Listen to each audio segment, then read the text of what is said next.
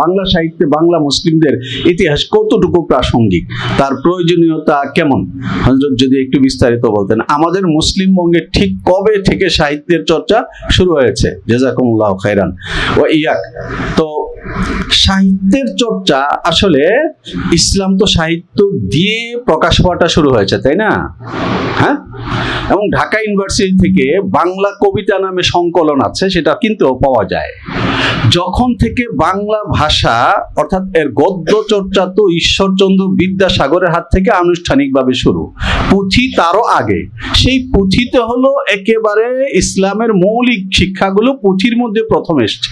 কাজেই বাংলা ভাষাটা যখন থেকে শিক্ষিত মানুষের মধ্যে চর্চিত, তখন থেকে ইসলামেরও কি চর্চা শুরু হয়েছে বাংলা সাহিত্যে। আর বাংলা ভাষা এর সাহিত্য চর্চার ইতিহাস এই বিষয়ে আমাদের ইসলামিক ফাউন্ডেশনের বই আছে, তোমরা সংগ্রহ করো।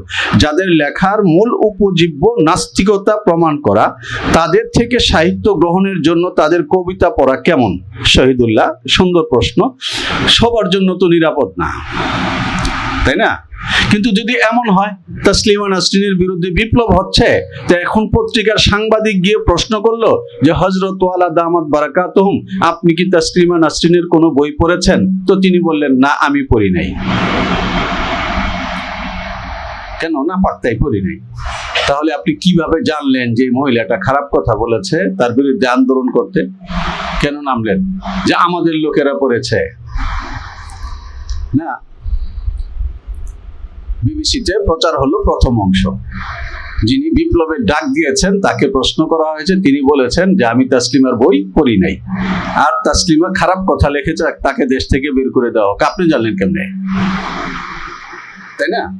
কাজেই সবাই তো পড়বে না, বাকি কেউ কেউ কি পড়বে, যার পড়ার প্রয়োজন সে পড়বে।